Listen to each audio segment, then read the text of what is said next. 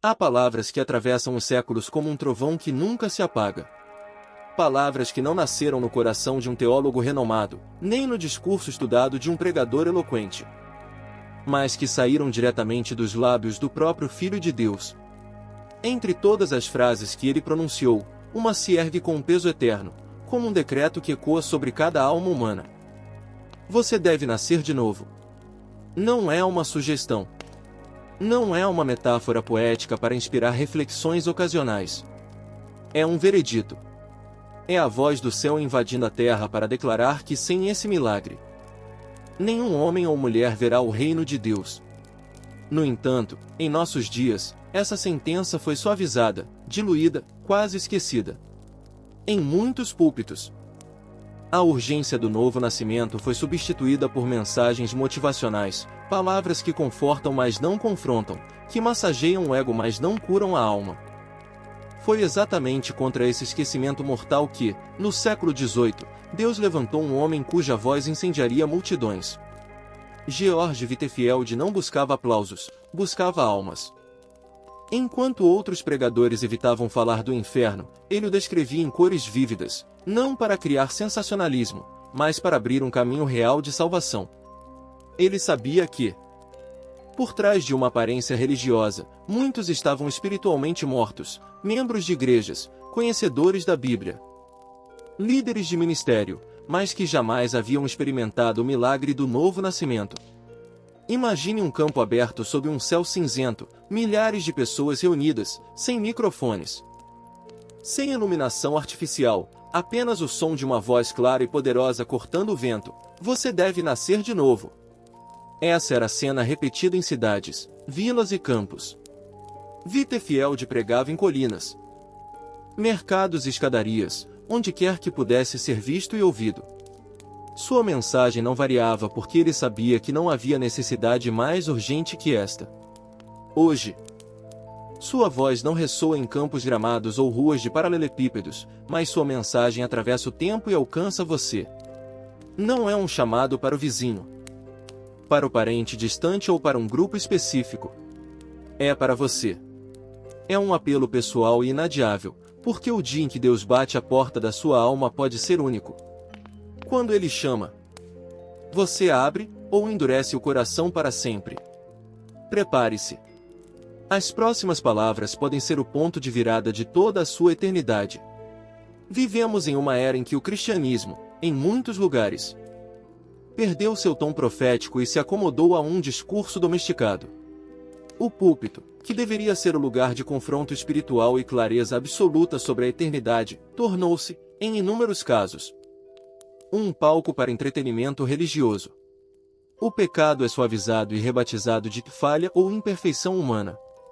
O arrependimento, antes pregado como uma ruptura radical com a velha vida, foi trocado por discursos de autoaceitação. Esse é o cenário que George Whitefield encontraria se estivesse pregando hoje, e não é tão diferente do que ele viu em seu tempo. No século XVIII, a Inglaterra vivia um cristianismo cultural, onde a filiação à Igreja Anglicana era mais um marcador social do que uma evidência de nova vida em Cristo. As pessoas se contentavam com a participação nos ritos, com uma moral respeitável e com uma religião herdada, mas careciam da regeneração operada pelo Espírito Santo. Whitefield percebia que o maior perigo para a alma não vinha do ateísmo declarado, mas de uma fé nominal, aquela que mantém a forma da piedade, mas nega o seu poder. Pessoas que conhecem a Bíblia, frequentam cultos, participam de ministérios, mas nunca passaram pelo milagre que Jesus descreveu a Nicodemos. Em verdade te digo. Quem não nascer de novo não pode ver o reino de Deus. João 3:3. Esse é um perigo ainda mais intenso em nossos dias. Vivemos cercados por recursos cristãos, sermões disponíveis 24 horas na internet, livros, conferências, músicas e eventos. Mas, em meio a tanto conteúdo espiritual, milhões de pessoas continuam espiritualmente mortas. Elas acumulam informações sobre Deus, mas nunca experimentaram a vida de Deus em seu interior. Whitefield entendia que essa ilusão religiosa é como uma anestesia da alma. Ela impede a consciência de perceber a gravidade da sua condição. O homem pensa que está bem porque cumpre certas práticas externas, batismo, participação na ceia, ofertas, voluntariado. Mas no tribunal de Deus, tudo isso não terá valor sem um novo nascimento. É como apresentar um currículo impecável, mas com o nome errado no topo, não será aceito. O problema é que, sem o confronto claro da palavra, essa falsa segurança raramente é abalada. Muitos pregadores, por medo de perder ouvintes ou de serem criticados, evitam falar sobre a necessidade absoluta de arrependimento e regeneração. Preferem oferecer mensagens que motivam para a vida presente, mas não preparam para a eternidade. É um erro trágico, pois a fé sem novo nascimento é uma ponte quebrada, parece segura, mas não leva ao destino. Wittefield jamais se conformou com essa superficialidade. Ele dizia: é melhor que vocês nunca tivessem nascido do que viver e morrer sem nascer de novo. Essa afirmação chocava, mas era precisamente o impacto que ele queria causar. Ele sabia que era melhor ofender temporariamente do que deixar alguém seguir enganado para a condenação eterna.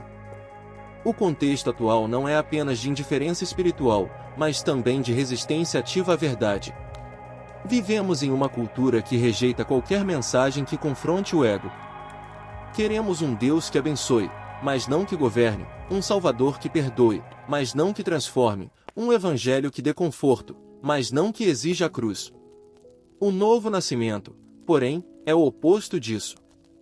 Ele implica a morte do velho eu, rendição total, transformação radical. Outro agravante de nossos dias é o sincretismo religioso. Muitos misturam o evangelho com crenças seculares, autoajuda e práticas espirituais estranhas à Bíblia. Isso cria uma fé híbrida, agradável ao paladar moderno, mas sem poder para salvar. Wittefield enfrentou algo semelhante em seu tempo. Uma mistura de formalismo religioso e filosofia moral que substituía a pregação da cruz. O apelo de Wittefield era urgente porque ele sabia que o tempo é curto. Ele pregava como um homem que poderia estar diante do juízo de Deus a qualquer momento, e queria ser encontrado fiel. Seu ministério era marcado por viagens exaustivas, pregações ao ar livre e lágrimas derramadas por almas que, em sua visão, estavam a centímetros do abismo eterno. No fundo, o problema que ele denunciava é o mesmo que enfrentamos hoje. Uma confiança equivocada em obras, tradições e emoções religiosas, sem a obra regeneradora do Espírito Santo. Podemos modernizar os templos, melhorar os métodos e usar as tecnologias mais avançadas. Mas se as pessoas não nascerem de novo, tudo será vaidade. O novo nascimento não é um enfeite na vida cristã, é a própria porta de entrada para o reino de Deus. Sem ele, orações são apenas palavras. Cânticos são apenas música, e a participação na igreja é apenas um hábito social. É por isso que, antes de qualquer instrução sobre santidade, serviço ou missões, Wittefield proclamava com toda a força: você deve nascer de novo. Essa não é uma mensagem popular. Ela confronta diretamente a falsa paz de quem pensa estar seguro. Mas é uma mensagem necessária. Porque a eternidade não pode ser tratada com indiferença. Ignorar o novo nascimento é a maior tragédia espiritual que alguém pode experimentar, e infelizmente, essa tragédia acontece com frequência alarmante dentro das próprias igrejas. Diante disso, surge a pergunta inevitável: se o novo nascimento é tão essencial, por que tantos o negligenciam? Por que preferem um cristianismo cultural a uma transformação verdadeira? A resposta está no custo. Nascer de novo significa renunciar ao domínio do próprio coração, admitir a própria falência espiritual e se render inteiramente ao governo de Cristo. É a morte do eu, e o eu não morre sem resistência.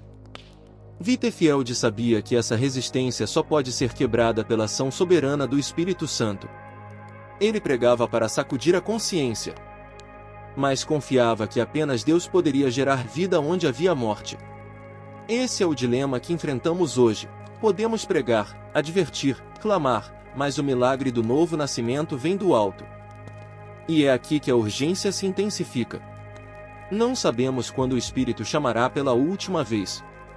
Não sabemos se teremos outra oportunidade. É por isso que a mensagem de Wittefield continua viva. Não basta ser religioso, você precisa nascer de novo. A base da pregação de Georg Whitefield sobre o novo nascimento não era formada por teorias humanas, tradições eclesiásticas ou interpretações subjetivas. Ela estava fincada na rocha da revelação divina, nas palavras inegociáveis de Jesus Cristo.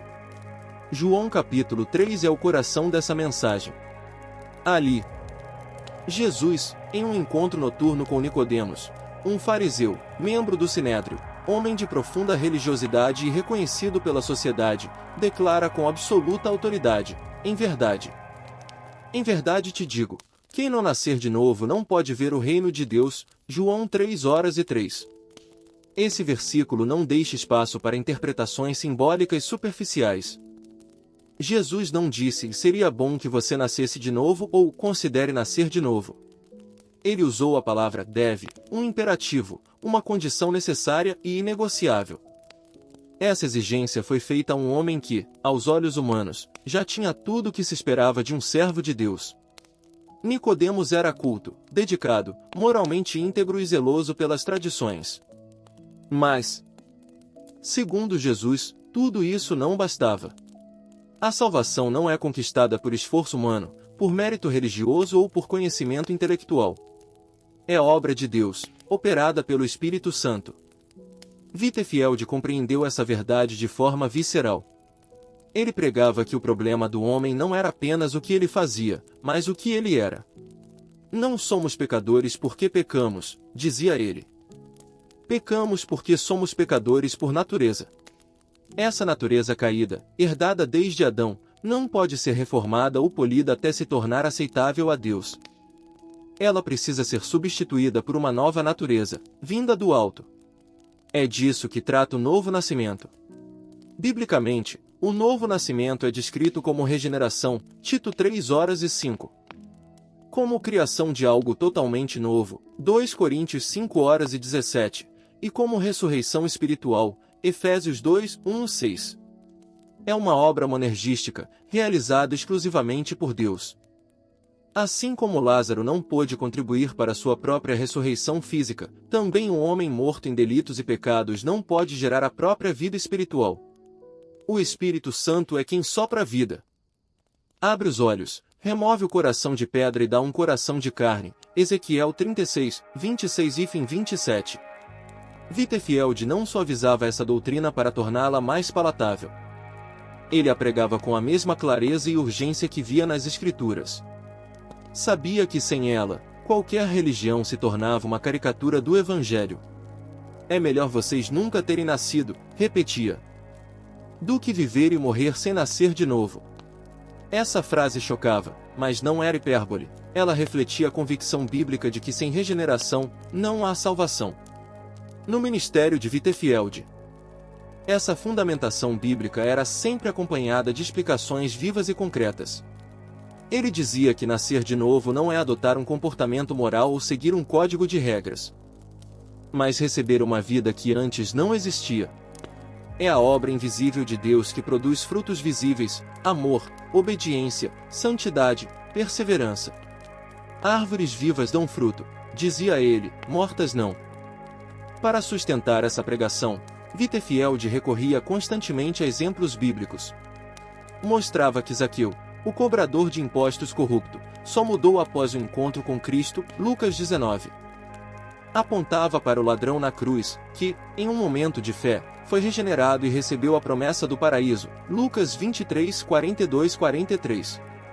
E lembrava que Saulo, perseguidor da igreja, tornou-se Paulo, apóstolo de Cristo, por obra direta do Senhor, Atos 9. Além das Escrituras, Whitefield também se valia de ilustrações da vida cotidiana para que até os mais simples compreendessem a profundidade dessa verdade. Comparava o novo nascimento à aurora que rompe as trevas, ao vento que sopra livremente, à semente que germina invisivelmente no solo. Ele queria que seus ouvintes entendessem que, embora o processo seja invisível aos olhos, seus efeitos são inevitáveis e transformadores. C.S. Lewis, séculos depois, capturaria uma essência semelhante quando disse que Cristo não veio para melhorar as pessoas boas, mas para dar vida a pessoas mortas. Essa frase ecoa a mesma convicção que ardia em Wittefeld. O cristianismo não é uma reforma moral, mas uma revolução espiritual.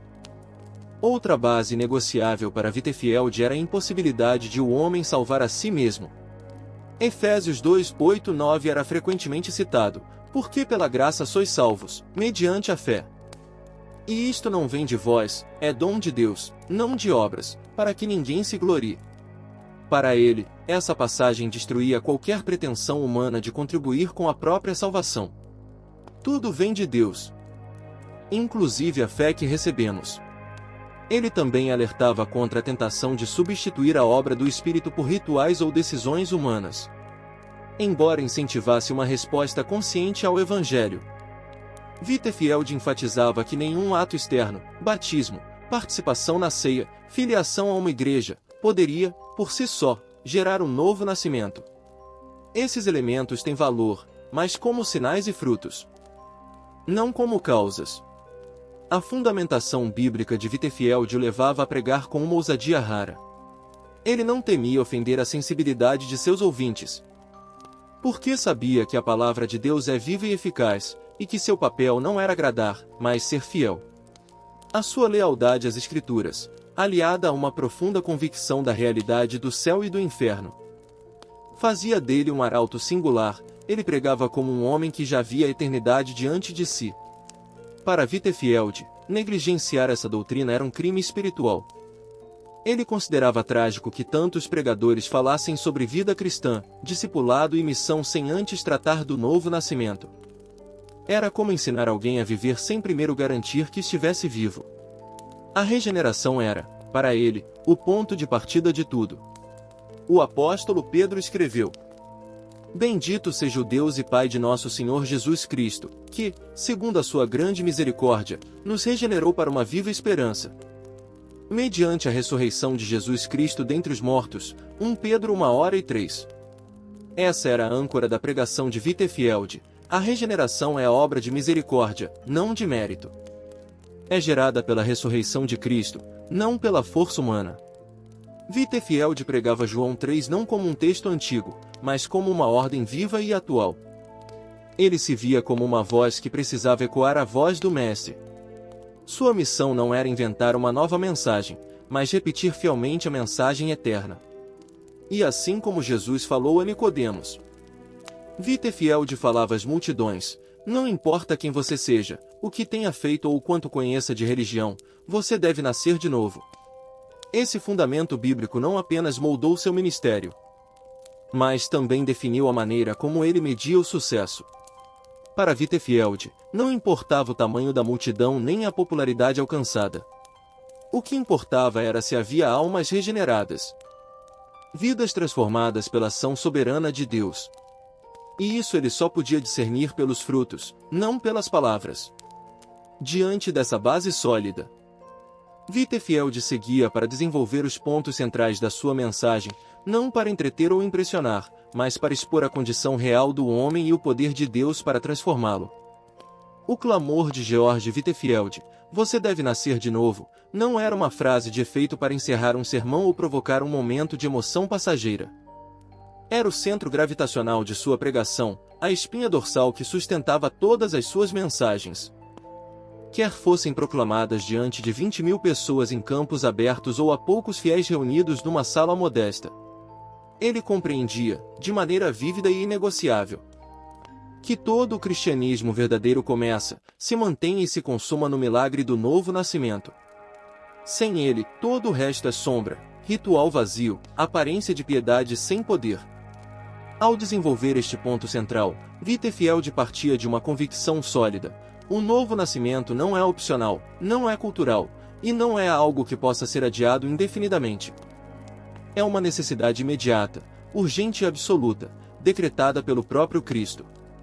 Em João 3:3, Jesus não deixa espaço para interpretações suavizadas: em verdade te digo que, se alguém não nascer de novo, não pode ver o reino de Deus.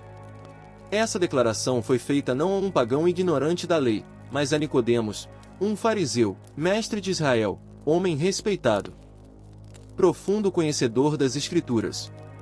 Isso destrói qualquer ilusão de que religiosidade, moralidade ou posição social possam substituir o novo nascimento. Wittefield via nesse diálogo entre Cristo e Nicodemos um retrato perfeito da humanidade religiosa, mas espiritualmente morta. Quantos Nicodemos modernos enchem os bancos das igrejas? Recitam versículos, participam de ministérios, mas nunca experimentaram a transformação radical operada pelo Espírito Santo? Quantos carregam a Bíblia, mas não têm a vida da Bíblia dentro de si?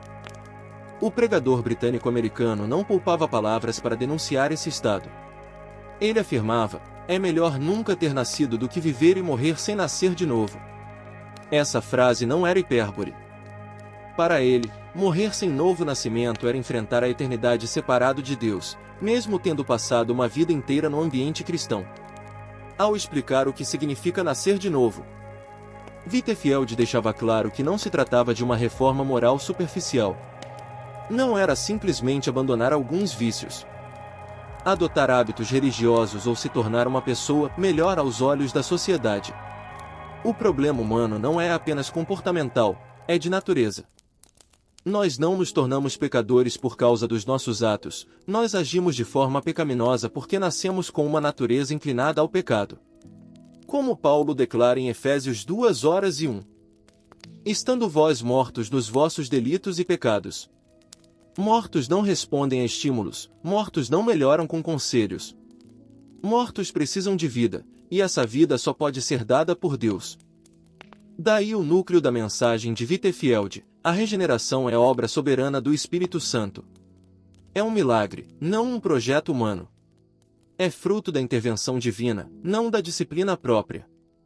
O homem pode decidir frequentar uma igreja, pode decidir ler a Bíblia, mas não pode, por si mesmo, gerar a vida espiritual que vem do alto. O vento sopra onde quer, disse Jesus. Assim é todo aquele que é nascido do Espírito. João 3:8. Wittefield se agarrava a essa verdade com a firmeza de um profeta, sabendo que a salvação é iniciada e completada por Deus, mas que exige do homem uma resposta de arrependimento e fé genuínos. Essa compreensão levava Wittefield a pregar de forma incisiva e confrontadora. Ele sabia que muitos estavam confiando em uma fé herdada, em tradições familiares, em experiências emocionais passadas, mas não possuíam evidências concretas de novo nascimento. Por isso, insistia em apresentar as marcas de quem realmente nasceu de novo. Ele as descrevia com riqueza de detalhes, não para criar uma lista legalista de verificação, mas para ajudar o ouvinte a examinar sua própria alma. A primeira marca que ele apontava era uma mudança radical no coração. O regenerado passa a odiar o pecado que antes amava e a amar a santidade que antes desprezava. Isso não significa que se torne impecável, mas que seu relacionamento com o pecado muda completamente. Quando cai, sente dor; quando erra, busca imediatamente o perdão de Deus; quando percebe tendências antigas ressurgindo, clama por socorro ao Espírito. Wittefield enfatizava que essa transformação não é fruto de mera força de vontade, mas de um coração novo, dado por Deus, como prometido em Ezequiel 36:26. Dar-vos-ei coração novo e porei dentro de vós espírito novo. A segunda marca era uma sede profunda pela palavra de Deus. O nascido de novo não lê as Escrituras por obrigação ou por tradição, mas por fome espiritual. Ele as vê como pão no deserto, como água para a alma sedenta. Essa fome é acompanhada por uma disposição de se submeter ao que a palavra diz, mesmo quando confronta e fere o orgulho pessoal. Wittefield observava que muitos gostavam de ouvir sermões agradáveis, mas se irritavam quando a pregação confrontava seu pecado. O regenerado, ao contrário, agradece por ser corrigido, pois reconhece nisso a voz do Pai que o ama. A terceira marca era o desejo de comunhão com outros crentes. O novo nascimento cria um instinto espiritual de buscar a companhia de outros regenerados, não apenas em eventos sociais, mas em oração, adoração e edificação mútua. Wittefield via essa comunhão como um termômetro da vida espiritual. O isolacionismo voluntário, o desprezo pelos irmãos e a indiferença pela unidade do corpo de Cristo eram sinais alarmantes de que algo estava errado. A quarta marca era a vida de oração. O regenerado não ora como quem cumpre um ritual, mas como quem respira. Wittefield dizia que a oração é o pulso da alma nascida de novo. Se o pulso para, a vida enfraquece. O regenerado ora em tempos de alegria e em tempos de dor, busca a Deus não apenas para pedir, mas para desfrutar de sua presença. E, sobretudo, ora com arrependimento constante. Não por medo de punição, mas por amor à santidade. Outra marca era a frutificação. Wittefield citava Gálatas 5, 22, 23 para mostrar que a vida no Espírito gera amor, alegria, paz, paciência, benignidade, bondade, fidelidade, mansidão e domínio próprio. Esses frutos não são produzidos para impressionar os homens, mas para glorificar a Deus. Ele alertava que a ausência de frutos é evidência de morte espiritual, não importando quão ortodoxa seja a doutrina professada. Ao aprofundar esses pontos, Wittefield também tratava da inevitável guerra espiritual que segue o novo nascimento. O regenerado é lançado num campo de batalha entre carne e espírito, entre luz e trevas. Essa luta não é sinal de fracasso, mas de vida. O morto não luta, dizia ele, só luta quem está vivo. O crente regenerado sente a pressão do mundo, a sedução da carne e as acusações do diabo. Mas resiste, cai e se levanta, e segue adiante, sustentado pelo Espírito Santo. Wittefield não poupava advertências contra a fé falsa, aquela que se contenta com a aparência de piedade, mas nega o seu poder. Ele via a fé cultural, confortável, socialmente aceita, como um perigo mortal. O inferno está cheio de pessoas religiosas que nunca nasceram de novo, dizia. Para ele, a maior tragédia não estava nas tavernas, mas nos bancos das igrejas, homens e mulheres que se achavam salvos, mas que nunca haviam experimentado o milagre da regeneração. Aplicando tudo isso ao contexto de hoje, é impossível não ver paralelos. Nossas igrejas estão cheias, nossos cultos estão repletos de música, tecnologia e discursos inspiradores. Mas quantos realmente nasceram de novo? Quantos estão vivendo uma fé moldada pela cultura, mas vazia de transformação? Quantos têm um Cristo de conveniência, mas não o Cristo da cruz? Wittefield pregaria hoje com o mesmo fogo, o mesmo choro, a mesma urgência, chamando-nos ao arrependimento genuíno e à fé viva. Ele nos lembraria que nascer de novo é morrer para si mesmo. É permitir que o Espírito destrua a velha natureza e crie algo completamente novo. É trocar a independência orgulhosa pela dependência humilde. É abandonar toda a justiça própria e se lançar nos braços de Cristo como único Salvador. É viver de modo que o mundo perceba a diferença, que o inferno sinta a ameaça, e que o céu seja glorificado. Por isso, o desenvolvimento deste ponto central não é apenas teórico ou histórico. É um convite direto, agora, a cada leitor ou ouvinte.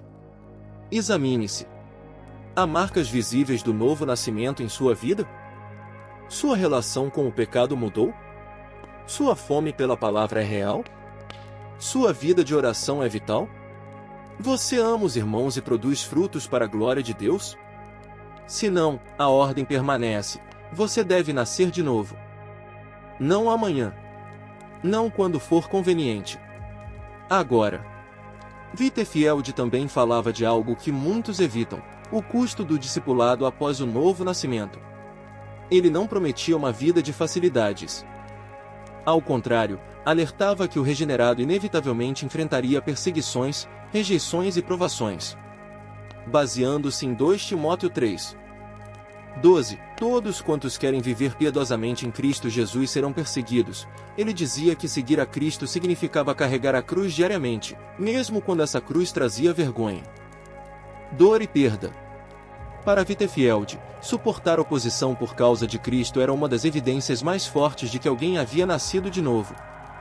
Ele descrevia a jornada do regenerado como um caminho estreito e íngreme, onde cada passo é sustentado pela graça. Não há como trilhar esse caminho pela força humana. Somente o Espírito Santo dá perseverança. O regenerado pode tropeçar, mas não abandona a estrada. Pode chorar, mas não recua. E mesmo quando o cansaço ameaça, há uma chama interna, o próprio Espírito de Deus, que o impulsiona adiante. Wittefield também abordava o impacto social e espiritual de um crente regenerado. Para ele, o novo nascimento não transforma apenas a vida pessoal, mas influencia todo o entorno, família, trabalho, comunidade e igreja. Um regenerado no lar é um agente de paz, no trabalho. É um exemplo de integridade, na igreja, é um servo humilde, no mundo, é uma luz que aponta para Cristo. A fé verdadeira, dizia ele, nunca fica confinada às paredes do templo, mas transborda para todas as áreas da vida. Ele advertia que a ausência desse impacto visível era um sinal preocupante. Uma vela acesa não pode ser escondida, dizia, citando Mateus 5:14-16. Se a luz de Cristo não está brilhando na vida de alguém, ou a pessoa nunca nasceu de novo, ou está vivendo em grave desobediência. E, para Wittefield, ambos os casos exigem arrependimento imediato. Outro ponto fundamental no desenvolvimento do seu argumento era a distinção entre emoção religiosa e regeneração verdadeira. Wittefield reconhecia que muitos se emocionavam durante um culto. Choravam, faziam resoluções temporárias, mas voltavam às velhas práticas dias depois. Ele enfatizava que lágrimas não são provas de novo nascimento, a verdadeira evidência é a transformação duradoura. Citava a parábola do semeador, Mateus 13, para mostrar que alguns recebem a palavra com alegria momentânea, mas não criam raízes. O regenerado, porém, persevera. Mesmo sob sol escaldante ou tempestades. No centro de tudo, Wittefield mantinha o foco na obra do Espírito Santo. Ele explicava que o Espírito não apenas inicia a vida espiritual, mas também a sustenta e a aperfeiçoa. Filipenses 1:6 era um versículo constante em sua pregação, aquele que começou boa obra em vós há de completá-la até ao dia de Cristo Jesus. Isso trazia consolo aos regenerados, lembrando-os de que não estavam sozinhos na jornada. Ele também tratava de um equívoco comum, pensar que o novo nascimento é apenas para grandes pecadores. Wittefield lembrava que Jesus disse a Nicodemos, um líder religioso exemplar, que ele precisava nascer de novo. Isso derrubava qualquer argumento de que a moralidade ou a religiosidade possam substituir a regeneração. Para Deus, tanto o criminoso quanto o moralista necessitam igualmente do milagre do novo nascimento. Ao aplicar isso ao nosso tempo, Wittefield denunciaria a tendência moderna de suavizar a mensagem para torná-la aceitável ao público. Pregações que evitam falar sobre pecado, arrependimento e julgamento podem encher templos, mas não produzem novos nascimentos. Ele veria com tristeza a substituição da pregação bíblica por palestras motivacionais e diria que estamos criando gerações de frequentadores de igreja, não de discípulos regenerados. Para ele, o novo nascimento também redefinia a identidade do crente. O regenerado não se vê mais como o centro do universo, mas como o servo do rei. Sua agenda, seus sonhos e seus recursos agora estão sob o senhorio de Cristo.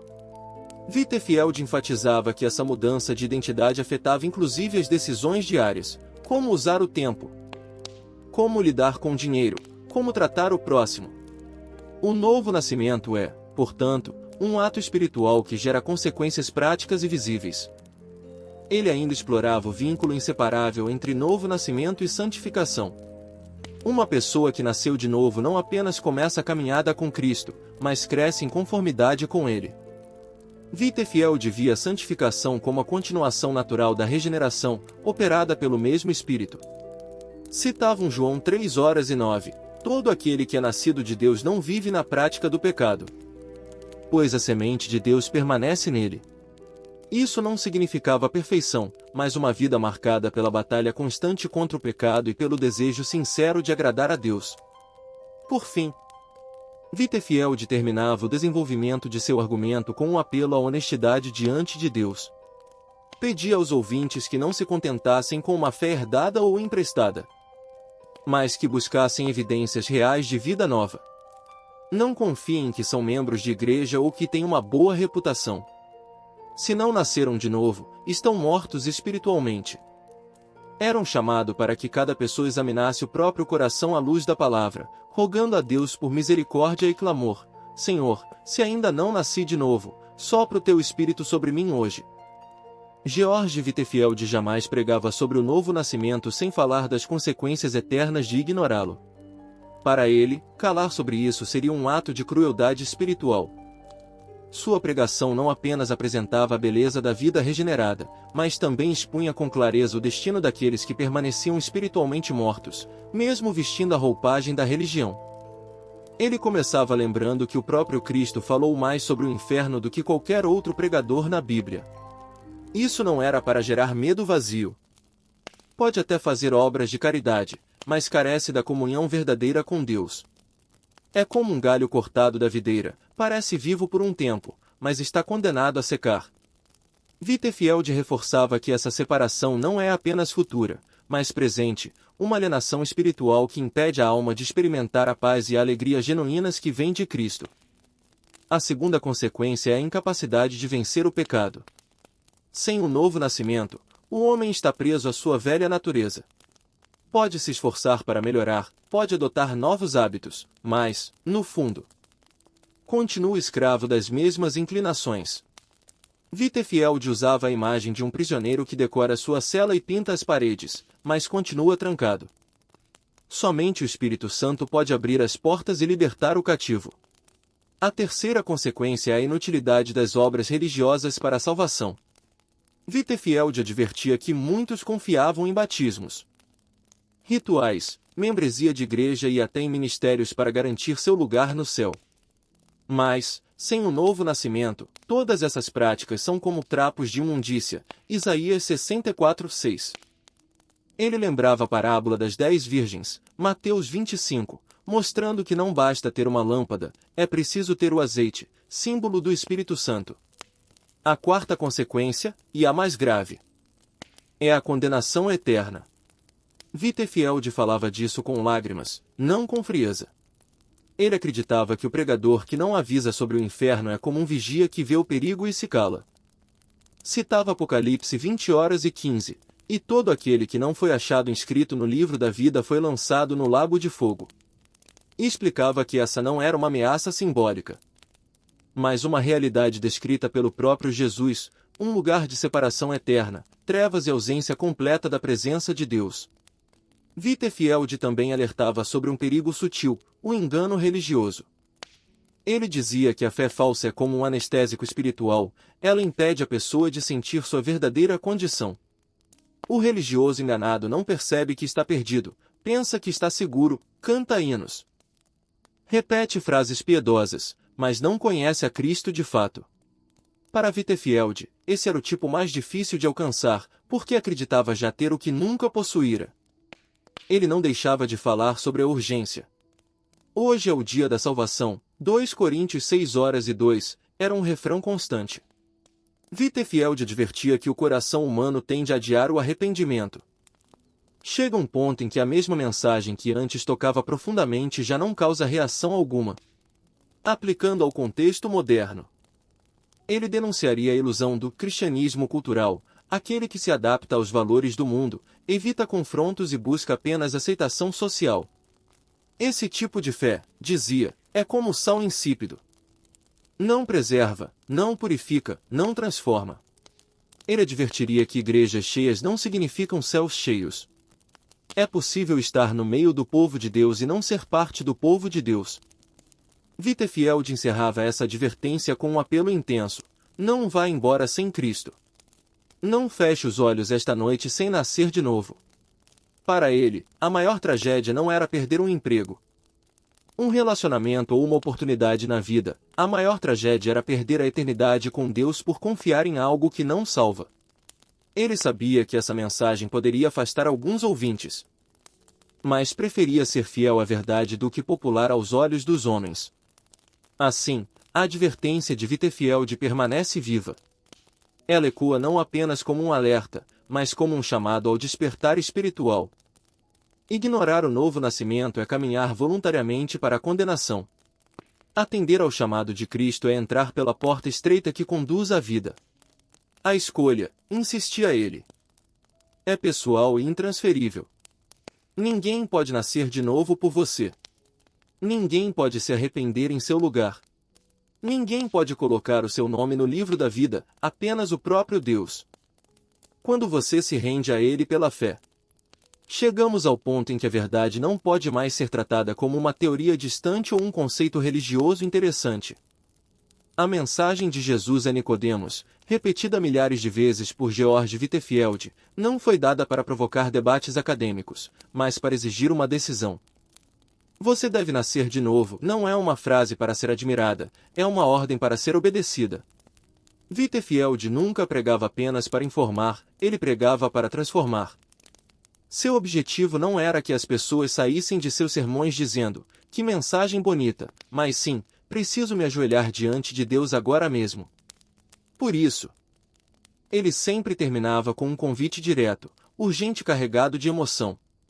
Ele começava lembrando que o novo nascimento é obra de Deus, mas requer a resposta do homem. O Espírito Santo pode estar soprando neste momento sobre sua vida, convencendo-o do pecado, mostrando a futilidade de sua religiosidade, expondo a fragilidade das suas seguranças. Mas se você endurecer o coração, poderá perder esta oportunidade única. Whitefield insistia, não espere sentir-se mais preparado, não espere resolver todos os problemas. Venha como está, morto em pecados, para que Deus lhe dê vida. O convite era claro, reconhecer a sua necessidade. Admitir diante de Deus que, apesar de todo o conhecimento, boas obras e tradição, você está espiritualmente morto sem Cristo. É confessar, como o publicano na parábola de Lucas 18:13, Deus, tem misericórdia de mim, pecador. Whitefield acreditava que só quem se vê perdido de verdade clama por salvação de verdade. O segundo passo era render-se a Cristo como único Salvador e Senhor. Não apenas aceitar intelectualmente que Ele existe, mas confiar nele com todo o ser. É abandonar todas as outras esperanças e se lançar inteiramente na obra de Cristo na cruz. Whitefield costumava dizer que a fé salvadora é como um náufrago se agarrando à tábua que pode mantê-lo vivo, não há plano B, não há segurança alternativa. Ele também chamava ao arrependimento genuíno. Não um arrependimento superficial que chora pelo pecado hoje e o acaricia amanhã, mas uma mudança de mente e coração que leva a uma nova direção de vida. Whitefield lembrava que o arrependimento não é um peso, mas um presente de Deus, é o caminho para a liberdade e para a verdadeira alegria. Neste momento, o convite se tornava pessoal. Whitefield olhava nos olhos dos ouvintes, como se pudesse enxergar a alma, e dizia, não vá embora sem Cristo. Não feche os olhos esta noite sem nascer de novo. Você não sabe se terá outro dia, outra hora, outro fôlego. Ele falava assim porque entendia que a eternidade estava em jogo, e cada segundo podia ser a diferença entre vida e morte espirituais. Ele também convidava os que já haviam nascido de novo a examinarem sua vida e renovarem seu compromisso com Cristo. O novo nascimento é o início, mas a vida cristã é um crescimento contínuo. O regenerado precisa alimentar-se da palavra, buscar a presença de Deus, servir no corpo de Cristo e viver como luz no mundo. Whitefield via o convite não apenas como uma porta de entrada, mas como um chamado à perseverança. Aplicando ao presente, este mesmo convite ecoa através dos séculos. Hoje não estamos em um campo aberto na Inglaterra do século XVIII, mas diante de uma tela, ouvindo a mesma verdade que transformou milhares de vidas. O Espírito de Deus não está limitado a templos ou multidões físicas, ele pode agir no silêncio de um quarto, no banco de uma igreja ou no meio do barulho da cidade. O que importa é a sua resposta agora. Você está disposto a dizer, Senhor, sopra sobre mim o teu Espírito, mata a minha velha natureza. Dá-me um novo coração?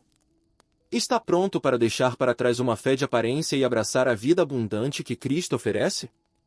Whitefield diria que nada no mundo vale mais do que isso, nem riquezas, nem honras, nem prazeres passageiros. Pois que aproveita ao homem ganhar o mundo inteiro e perder a sua alma? Marcos 8:36. Este é o momento de responder. Não amanhã, não depois. O Espírito Santo pode estar chamando você agora, e a resposta que você dá pode selar seu destino eterno. Como disse Josué ao povo de Israel, Josué 24:15. Escolhei hoje a quem servireis, porém eu e a minha casa serviremos ao Senhor. O convite está diante de você, nascer de novo pela fé em Cristo. ou continuar confiando em si mesmo e permanecer morto em pecados. Não há terceira opção. Não há neutralidade. Cristo estende a mão. Cabe a você segurar ou recusar. Chegamos ao final desta mensagem. Mas não ao final da obra que Deus deseja realizar em sua vida. Desde o primeiro minuto, a voz de George Whitefield ecoou: você deve nascer de novo. Não como um eco distante do século XVIII, mas como a mesma ordem viva que saiu dos lábios de Jesus a Nicodemos. Você ouviu sobre a necessidade absoluta do novo nascimento, sobre as marcas que o evidenciam, sobre a urgência de responder. Essa mesma realidade se aplica a você. Não há garantias para o amanhã. Não há segurança fora de Cristo. Não há vida verdadeira sem o Espírito Santo regenerando o seu coração. Se, como Whitefield, a verdade que o mundo tenta esquecer, sem novo nascimento, ninguém verá o reino de Deus. Este canal existe para que corações sejam despertados, almas sejam alcançadas e o Evangelho seja pregado com lágrimas e verdade. Se esta mensagem falou ao seu coração, inscreva-se, ative o sino. Deixe seu comentário dizendo como Deus falou com você e compartilhe este vídeo com alguém que precisa ouvir antes que seja tarde demais. Porque ainda ecoa a voz de Cristo: você deve nascer de novo.